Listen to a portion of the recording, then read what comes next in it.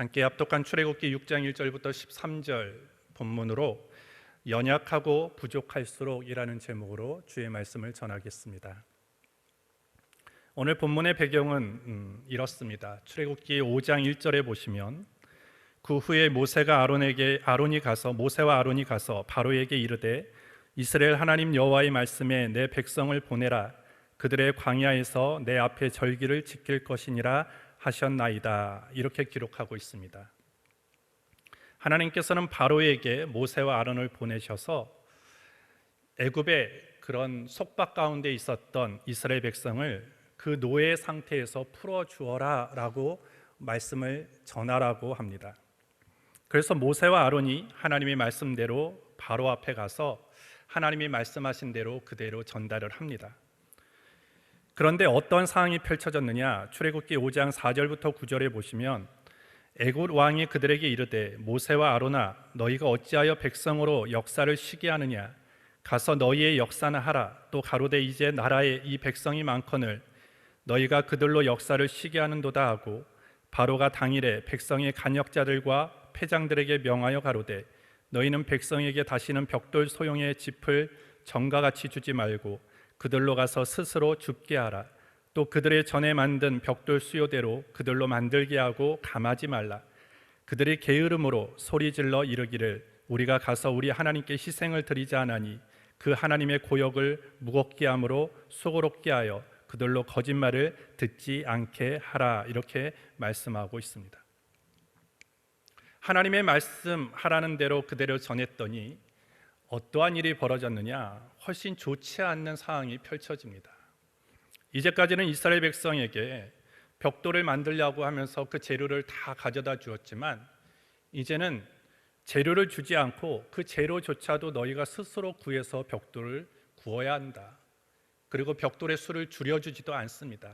원래대로 그 숫자만큼을 만들라고 얘기를 합니다. 그 노역과 그 수고가 배, 3배 이렇게 아마 늘었을 것입니다.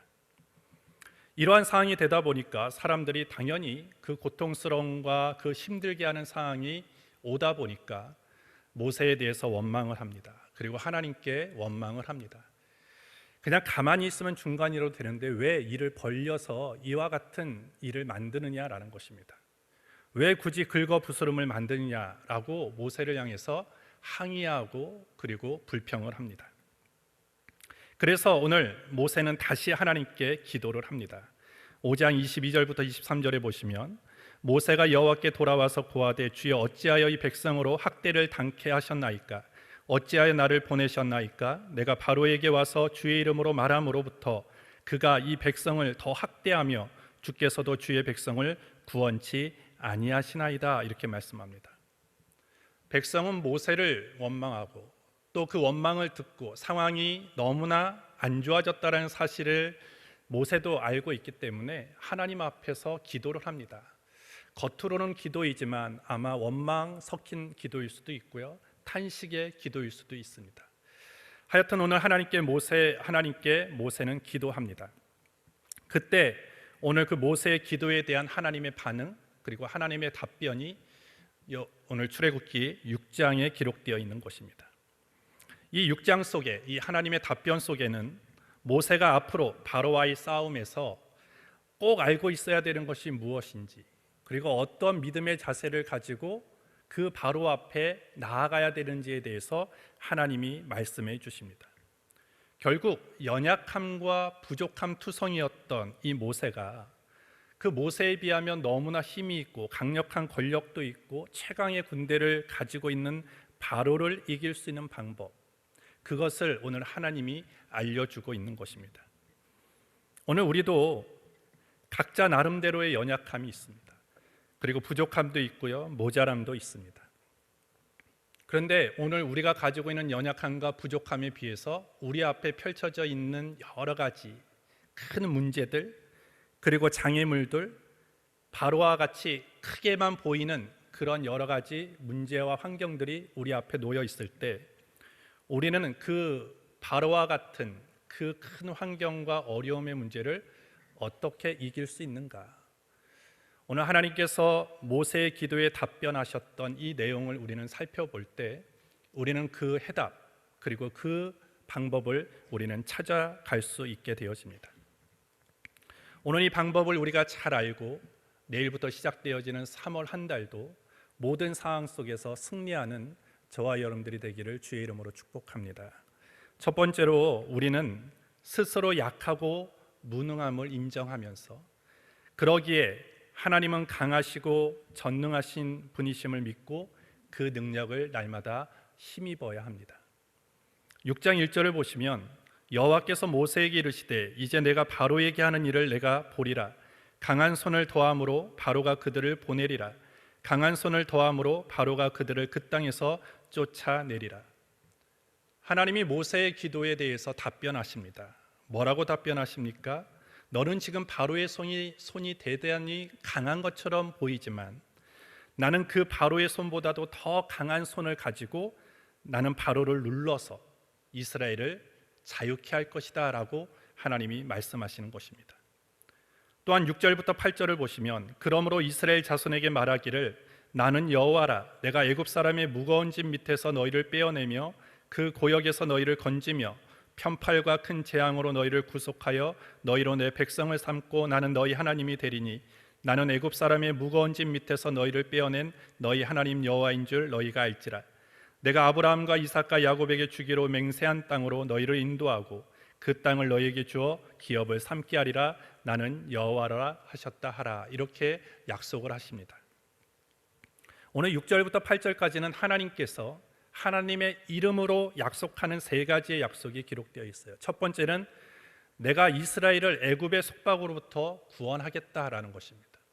두 번째 약속은 이스라엘을 하나님의 백성으로 삼으시겠다는 약속입니다. 세 번째 약속은 이스라엘 백성을 조상들에게 약속하신 그 약속의 땅, 가나안 땅으로 인도하시겠다라는 약속을 하십니다. 하나님의 이름으로, 즉 하나님의 이름을 걸고 이 세 가지는 내가 반드시 너에게 줄 것이다. 이 약속을 성취할 것이다 라고 말씀하고 있습니다. 그런데 이와 같은 약속을 들은 이스라엘의 반응이 어떠합니까? 9절을 보시면 모세가 이와 같이 이스라엘 자손에게 전하나 그들이 마음의 상함과 역사의 혹독함을 인하여 모세를 듣지 아니하였더라. 이렇게 말씀합니다. 지금 이스라엘 백성은 하나님의 이름으로 약속한 이 세 가지의 내용이 귀에 들어오지 않습니다. 왜냐하면 고역이 가중되었기 때문이죠. 그리고 그 고역의 가중함으로 인해서 그 마음 가운데 불평과 원망으로 가득 차다 보니까 오늘 모세와 아론의 말도 들리지 않고요, 하나님의 약속이 믿어지지도 않고요, 들려지지도 않게 되어지는 거예요. 당장 바로가 자신들의 목을 움켜쥐고 있습니다. 거의 죽게 되었는데 지금 뭐 하나님의 이름, 여호와의 이름, 그것이 무슨 소용이냐라고 반응하고 있는 것입니다. 지금 이스라엘 백성도 문제인데요, 더 문제가 있어요. 모세에게도 비슷한 문제가 있습니다. 이와 같은 하나님의 이름을 가지고 약속한 이 상태에서 오늘 모세가 어떻게 반응을 합니까? 6장 12절에 보시면 모세가 여호와 앞에 고하여 가로되 이스라엘 자손도 나를 듣지 아니하였거든 바로가 어찌 들으리이까? 나는 입이 둔한 자니이다. 6장 30절에도 모세가 여호와 앞에서 고하되 나는 입이 둔한 자이오니 바로가 어찌 나를 들으리이까? 이스라엘 백성도 지금 하나님의 말씀을 듣지 않지만 모세도 하나님의 약속이 믿어지지 않는 겁니다. 내가 입이 둔한데 이스라엘 백성도 지금 설득하지 못해서 이스라엘 백성으로부터 온갖 원망과 지금 불평을 내가 한 몸에 다 받고 있는데 내가 어떻게 바로를 설득할 수 있겠습니까? 라고 얘기하고 있습니다. 모세가 하나님의 명령을 바로에게 전했을 때 바로가 거절하고 도리어 자기의 민족들이 더 심한 고역을 당하는 것을 바라보면서 모세는 큰 좌절감과 절망감에 사로잡힙니다. 아, 내가 부족해서, 내가 연약해서, 내가 모자라서 내가 바로를 설득하지 못했구나. 내가 좀만 더 잘했더라면, 내가 더 능력이 있었더라면, 내가 뭔가 더 실력적으로 갖추어져 있었더라면 우리의 백성이 이러한 어려움 가운데 빠지지 않았을 텐데 라고 하는 그런 좌절 그리고 절망감에 지금 사로잡혀 있습니다. 그러면서 하나님의 명령을 받은 모세는 계속 할 수 없다라고 얘기를 합니다. 나는 자격이 안 됩니다. 나는 할 수 없습니다라고 얘기해요. 호렙산에서 하나님을 처음 만났던 모세의 모습과 비슷합니다. 이러한 모습은 하나님의 일을 행하면서도 여전히 확신하지 못하고 여전히 연약한 그런 모습을 우리에게 보여주고 있는 것입니다. 왜 모세가 이렇게 자신 없어 합니까? 그것은 하나님의 권능을 바라보는 시력을 상실했기 때문이에요. 하나님의 권능을 바라보는 눈을 잃어버리고 자기 능력만 바라보는 눈이 되었기 때문에 지금 이 절망감과 좌절감에 사로잡혀 있다는 것입니다. 그래서 모세는 계속 하나님이 말씀하실 때마다 나는 입이 둔합니다. 나는 할 수 없습니다. 라고만 계속 얘기합니다. 그런데도 오늘 하나님은 물러서지 않습니다. 왜 그럴까요? 하나님은 하나님의 일은 네가 하는 게 아니라 내가 한다라는 것이기 때문이에요. 하나님의 일을 맡은 자에게 꼭 필요한 그 믿음은 뭐냐면 하나님의 일은 내가 하는 게 아니라 하나님이 하신다라는 그 믿음으로 주의 일을 해야 된다라는 거예요. 하나님께서 하시면 아무리 무능한 자라도 위대한 자처럼 큰 일을 감당할 수 있습니다. 여러분들 성경에 나오는 하나님의 위대한 일을 했던 사람들의 면면을 우리가 잘 살펴보면요, 스펙적으로 탁월하고 능력 있는 사람도 있습니다. 하지만 더 약하고 모자라고 부족한 사람들이 훨씬 많았습니다. 다윗도 그랬고요, 사사들도 그랬고요, 선지자들도 그랬습니다. 스펙적으로 뭔가 내세울 게 없어요. 뭔가 연약하고 모자란 사람들입니다. 하지만 그들이 어떻게 그 연약한 가운데서도, 모자란 가운데서도, 부족한 가운데서도 하나님의 위대한 일을 할 수 있었느냐? 그들은 그들의 어떠함을 바라보지 않고 하나님이 어떠한 분이신가를 집중했기 때문입니다. 그러했을 때 모든 일들을 감당할 수 있게 되었다라는 것이죠. 따라서 하나님의 일을 맡은 종이, 하나님의 일을 맡아서 해야 되는 사람들이 아무리 연약하다 할지라도 그 능력의 하나님이 함께 하시면 모든 것들을 할 수 있게 되어집니다. 왜냐하면 사람이 무능하지 하나님이 무능한 것이 아니기 때문에. 다시 6절부터 8절을 보시면요, 그러므로 이스라엘 자손에게 말하기를 나는 여호와라. 내가 애굽 사람의 무거운 짐 밑에서 너희를 빼어내어 그 고역에서 너희를 건지며 편팔과 큰 재앙으로 너희를 구속하여 너희로 내 백성을 삼고 나는 너희 하나님이 되리니 나는 애굽 사람의 무거운 짐 밑에서 너희를 빼어낸 너희 하나님 여호와인 줄 너희가 알지라. 내가 아브라함과 이삭과 야곱에게 주기로 맹세한 땅으로 너희를 인도하고 그 땅을 너희에게 주어 기업을 삼게 하리라. 나는 여호와로라 하셨다. 하나님의 이름으로 세 가지의 약속하셨던 구절이라고 말씀드렸는데 여기에 보면 7가지의 동사가 나옵니다. 빼어내다, 건지다, 구속하다, 삼다, 빼어내다, 인도하다, 삼다. 이런 동사들이 7개가 이 문장 속에 나오는데 오늘 주어가 누구인지 아십니까? 내가, 즉 하나님이라는 거예요. 하나님이 모세를 보내시지만 정말로 출애굽의 역사를 계획하시고 주도하시고 완성해 가시는 분은 하나님이시다라는 것을 오늘 말씀하고 있는 것입니다. 그래서 오늘 모세에게 알려주는 것이 무엇입니까? 네가 하는 게 아니다. 네가 지금 하는 것은 내 일이다. 내가 계획하고 내가 진행하고 내가 주도할 것이다라는 것을 알려주시는 것입니다. 이스라엘 백성들이 왜 마음이 조급합니까? 왜 모세가 계속 자신감 없는 얘기들을 합니까? 내가 해야 된다라고 생각하기 때문이에요. 그 일이 내 일이라고 생각하기 때문입니다. 내 능력과 내가 가지고 있는 실력을 가지고 해야 된다고 생각하기 때문에 거절감을 맛보고 여러 가지 실패를 경험하면서부터 좌절감과 실망감과 낙심 가운데 빠지는 거예요. 하지만 오늘 그 일이 하나님이 계획하시고 주도하시는 일이다. 나는 그냥 단지 도구에 불과하다. 하나님이 나에게 능력을 주시면 나는 그 일을 할 수 있다라는 그 시선, 그 생각을 우리가 바꾸면 우리는 내가 아무리 연약함과 부족함 가운데 있을지라도 우리는 용기를 가지고 나아갈 수 있게 되어지는 것입니다. 오늘 우리가 분명하게 알아야 될 것은요, 하나님의 일은 하나님이 하십니다. 하나님의 일은 하나님의 강한 손으로 이루어진다라는 것입니다. 따라서 오늘 하나님께서 모세에게 말씀하시는 것이 무엇입니까? 자기 자신을 바라보는 눈에서 하나님을 바라보는 눈으로 바꾸라는 것입니다. 자기를 바라보는 지금 시선을 하나님을 바라보는 시선으로 바꾸라는 것입니다. 여러분들, 마이더스 손이라는 얘기들 우리가 많이 합니다. 이건 그리스 신화에 나오는 건데 손만 대면 황금으로 변하는 그런 이야기이죠. 오늘날 어떤 사람들을 마이더스 손이라고 지칭을 합니까? 어떤 사람이 손만 대면, 그 일에 관여만 하면 대박을 터뜨리는 그 사람들을 마이더스 손, 이런 별명을 붙입니다. 스포츠계, 금융계, 연예계, 이런 소문들, 이런 사람들, 이렇게 지칭하는 사람들이 많죠. 오늘 세상에는 이와 같은 손을 가지고 있는 사람들이 있습니다. 바로와 같은 그런 권력을 가지고 있는 손도 있고요, 명예를 가지고 있는 사람도 있고요, 경제력을 가지고 있는 사람도 있습니다. 많은 사람들은 그런 사람들을 부러워하죠.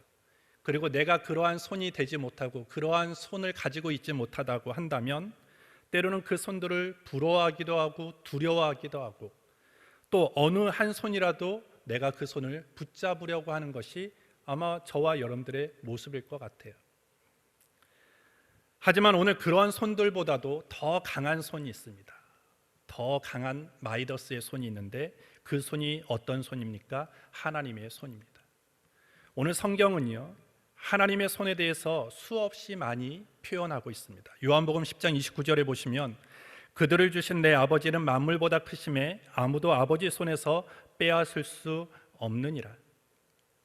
하나님의 손에 잡힌 사람을 어느 누구도 빼앗아 갈 수 있지 않다라는 것입니다. 하나님의 손이 붙들고 있으면 어느 누구도 그를 해할 수 없다라고 말하는 것입니다.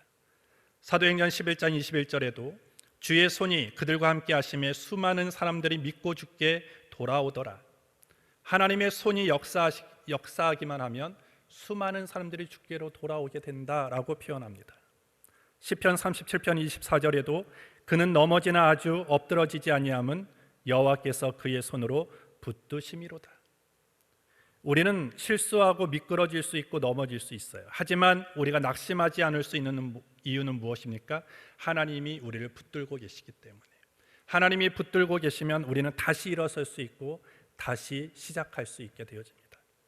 누가복음 4장 40절에도 해질 무렵에 사람들이 온갖 병자들을 데리고 나오매 예수께서 일일이 그 위에 손을 얹으사 고치시니, 주의 손이 임하면, 주의 손이 역사하면 어떠한 병에 걸린 사람도 다 낫게 된다라는 것입니다.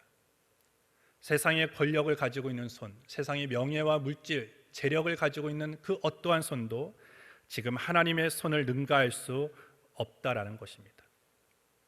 그 어떤 손봐도 가장 위대한 능력의 손이 하나님의 손이고, 하나님의 손을 의지하고 하나님의 손을 붙잡고 나아가면 우리는 연약하고 부족할지라도 우리에게 맡겨주신 사명과 우리에게 주어진 모든 일들을 우리는 감당해 갈 수 있게 되어집니다.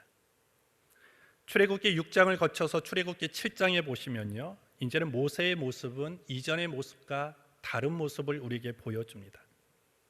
솔직히 모세의 반응은 달라졌는데 모세가 지금 처해져 있는 상황은 달라진 게 없어요. 여전히 모세의 입은 둔합니다. 모세는 연약합니다. 부족합니다.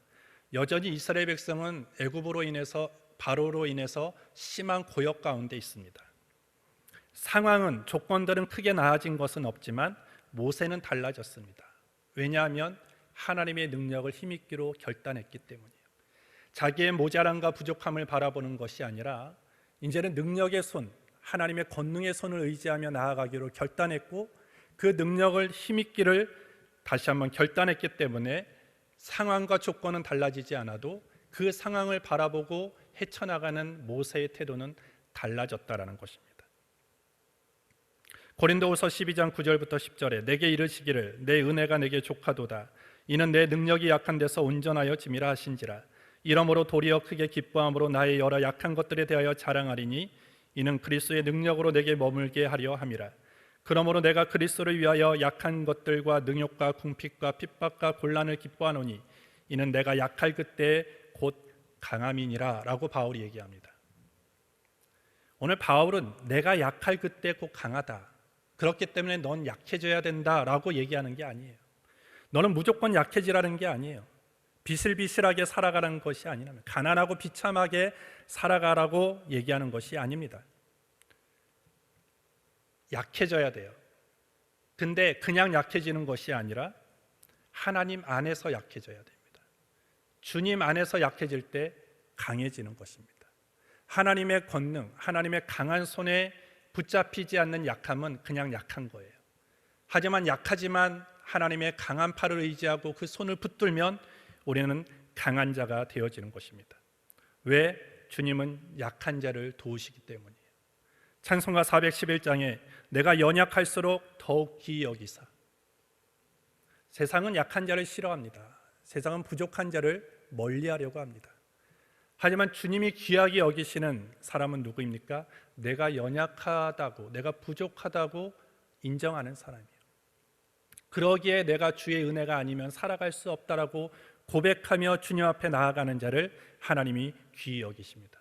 그리고 그에게 능력과 지혜를 주시게 되어지는 것입니다.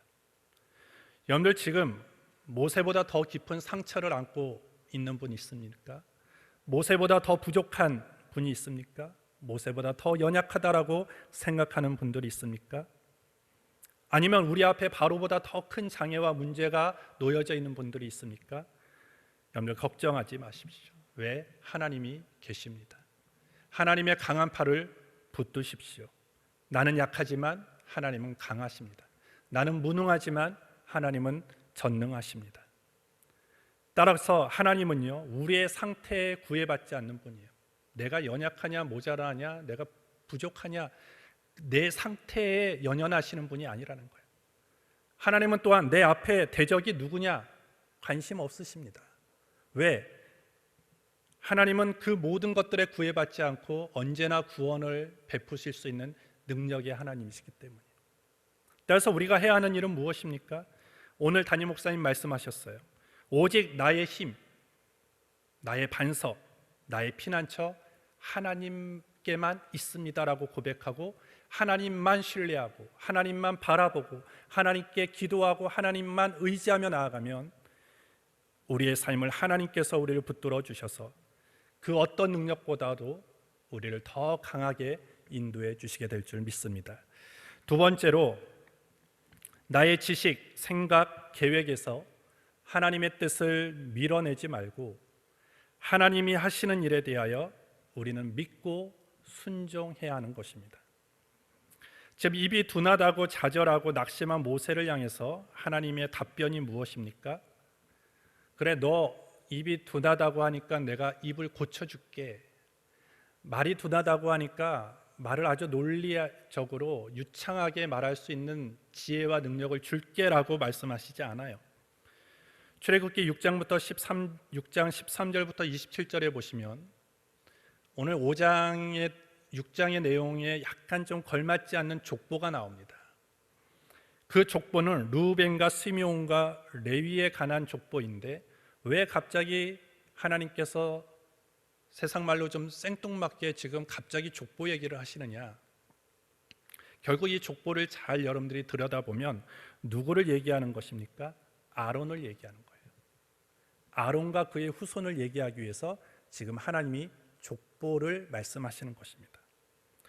자신의 입이 둔하다고 낙심해 있는 모세를 위해서 하나님이 갑자기 족보를 말씀하시는 것은 무엇입니까? 그것은 지금 이와 같은 상황들이 우연히 일어난 것이 아니라 철저하게 하나님의 계획 속에서 이루어져 가고 있다는 거예요. 하나님은 이미 모세가 말이 둔하고 어눌하다는 걸 알고 계세요. 그리고 그 어눌한 말을 가지고 바로에게 가서 하나님의 말씀을 그대로 전할 때 바로의 마음이 강팍해서 그대로 따르지 않을 거라는 것을 하나님은 다 아셨어요. 우리가 보통 사람의 시각으로 보면 지금 이 계획이 어그러진 것 같아요. 흐트러진 것 같습니다. 틀어진 것 같습니다. 그러나 하나님은 그 계획이 틀어졌다라고 말씀하지 않아요. 어그러졌다라고 얘기하지 않습니다. 이미 나는 그걸 알고 있었기 때문에 오랜 세월 전부터 나는 아론이라는 사람을 모세를 위해서 예비해 둔 것이다라고 오늘 가르쳐주고 있는 것입니다. 그러면서 지금 이 모든 출애굽의 시작과 진행과 완성을 향해서 나아가는 그 모든 과정은 하나님의 계획과 시간 안에서 이루어지고 있다는 것을 말해주는 것이죠. 그러면서 모세에게 말해주는 건 뭡니까? 그 모든 것에 너는 따라와라, 이런 거예요. 순종해라 라는 것입니다. 이 모든 것들이 하나님의 계획이다. 나의 계획과 섭리 안에서 이루어지니까 너는 거기에 대해서 네가 판단하지 말고 그냥 믿고 따라와라, 순종하라 라고 오늘 말씀하는 것입니다. 그렇다면 오늘 모세가 말을 잘한다고 바로가 이스라엘을 해방시켰겠습니까? 아니에요. 모세가 말을 못해서 바로가 완악해진 겁니까? 그것도 아니에요. 다 하나님의 계획과 섭리라는 것입니다. 따라서 오늘 우리에게 필요한 것은 무엇입니까? 하나님이 쓰시는 종에게 가장 필요한 것이 무엇입니까? 순종하는 것이다 라는 거예요. 출애굽기 6장은 이것을 말하고 있다라는 거예요. 연약하고 부족한 사람일수록 우리가 구비해야 되는 믿음의 자세는 뭐냐? 하나님께 순종하는 거예요. 하나님께 믿고 하나님을 따라가는 것이다 라는 것입니다. 우리가 해야 하는 일이 무엇일까? 나는 이 일을 해낼 수 있을까? 그것을 우리가 고민하고 할 수 있으면 하고 할 수 없으면 안 하고가 아니라 하나님이 앞장서서 하시는 일들에 대해서 우리는 믿고 순종하는 것이다라는 거예요. 연약합니다. 부족합니다. 부족하지만 그래도 하나님이 저와 여러분들을 사용하시기로 결정하시고 저와 여러분들을 무슨 일에 보내신다면 하나님이 순간적인 감정으로 우리를 보내신 게 아니라는 거예요. 즉흥적으로, 충동적으로 저와 여러분들을 선택해서 보내신 것이 아니라 하나님은 모든 계획 속에서 섭리 가운데 우리의 연약함도 아셨고 부족함도 있다는 것을 아시지만 우리를 사용하시기로 결정하셨기 때문에 우리는 그 하나님의 그 명령에 믿고 순종하기만 하면 된다라는 거예요. 근데 문제가 되는 게 뭡니까? 하나님의 말씀에 우리가 고분고분하지 않다라는 거예요. 왜? 우리의 옛자아가 있기 때문입니다. 내 경험과 지식과 지혜를 가지고 자꾸 지금 상황을 판단하려고 합니다. 내가 생각하고 선택한 길이 바른 것 같아요. 내가 지금 이 여러 가지 상황들을 판단하는 것들, 그리고 판단해서 예측되어지는 것들이 맞다라고 생각하는 것입니다. 그렇기 때문에 하나님이 말씀하시는 것이 들리지 않아요. 그래서 하나님의 말씀보다는 내 식으로 하나님 일을 하려고 한다는 거예요. 근데 이와 같은 태도가 어떤 태도인 줄 아세요? 강팍이라는 거예요. 여러분, 강팍이 막 완고하고 막 이런 게 아니에요. 내 계획과 내 마음 가운데서 하나님이 들어오려고 하는 것을 자꾸 밀어내는 것, 그것이 강팍입니다. 내 계획 속에 하나님이 없는 상태, 내 어떤 그 생각 속에, 내 지식 속에 하나님 두기를 싫어하는 것, 그것이 강팍인 것입니다. 여러분들, 왜 바로가 재앙을 당합니까? 그가 마음이 강팍해서 악해서입니까? 아니요. 여러분들이 잘 보면 하나님의 말씀에 순종하지 않아서예요. 아론이 가서 바로에게 얘기하는 것은 바로 모세의 자의적으로 얘기한 게 없어요. 다 하나님이 말씀하시는 대로 가서 그냥 전달만 했습니다. 결국 그것은 모세의 입술을 통해서 전해졌던 하나님의 말씀이에요. 하나님의 말씀을 거부하고 하나님의 말씀을 바로의 마음 가운데 두기를 거절하니까 그것이 강팍이고, 그러다 보니까 결과적으로 재앙을 받게 되었다라는 것입니다. 따라서 오늘 우리에게 가장 필요한 건 무엇입니까? 순종이라는 거예요. 순종. 그래서 오늘 이 시대 속에서 가장 저와 여러분들에게 필요한 것은요, 신앙생활에 아주 명료하고 심플한 믿음이 필요합니다. 그것이 뭐냐면 순종이라는 거예요. 자꾸 따지면 못해요. 자꾸 따지면 못합니다. 하지만 하나님이 뭔가 오더, 명령이 딱 떨어졌을 때 그냥 하는 것입니다. 그래야지만 우리는 순종할 수 있게 되어지는 것이죠. 제가 몇 번 설교 때도 한번 말씀드린 적이 있는데요, 멋있는 크리스찬의 조건이라는 게 있어요. 그것이 뭐냐면 지혜로운 것, 영적인 감수성, 그 다음에 담대한 것, 그리고 영적인 것, 이런 것들이 있는데 그 중에 하나가 뭐냐면 단순하다라는 거예요. 오늘 우리의 현대 신앙인들은 너무나 복잡해요. 너무나 복잡하고 뭔가를 따지려고 하기 때문에 순종이라는 것을 잃어버리고 있다라는 거예요. 여러분들 출애굽기 7장부터 이제 12장까지 10가지의 재앙의 내용이 기록되어 있습니다. 근데 여러분들 한번 집에 가서 출애굽기 5장부터 오늘 12장까지를 한번 일주일 동안 한번 시간 나시는 대로 쭉 읽어보시면 이제는 앞으로 7장부터 10가지의 재앙을 이제는 관련해서 모세와 아론이 바로를 향해서 나아가지 않습니까? 그런데 모세와 아론은요 단 한마디도 하나님께 토를 달지 않습니다. 절대적으로 순종하고 있다는 것입니다. 이제 모세와 아론이 깨달은 거예요. 내가 연약하고 부족하지만 이 강하고 이 힘 있는 바로를 이길 수 있는 진짜 최상의 전략은 뭐냐? 이건 하나님 말씀에 절대적으로 순종하는 것밖에 없다 라는 것을 확신하고 나아갔을 때 결과적으로 하나님은 그 모세와 아론을 통해서 바로가 항복하게 만들고 이스라엘 백성을 내어 보내게 하셨다라는 것입니다. 오늘 저와 여러분들 다시 한번 믿음으로 결단하기를 바랍니다. 하나님의 일에 대해서 내 짧은 소견과 생각과 판단을 가지고 토를 달지 말고 하나님이 말씀하시면 그대로 아주 명쾌하게 그리고 명료하게 그리고 심플하게 순종할 수 있는 저와 여러분들이 되기를 주님의 이름으로 축복합니다. 인생은 끝없는 싸움입니다.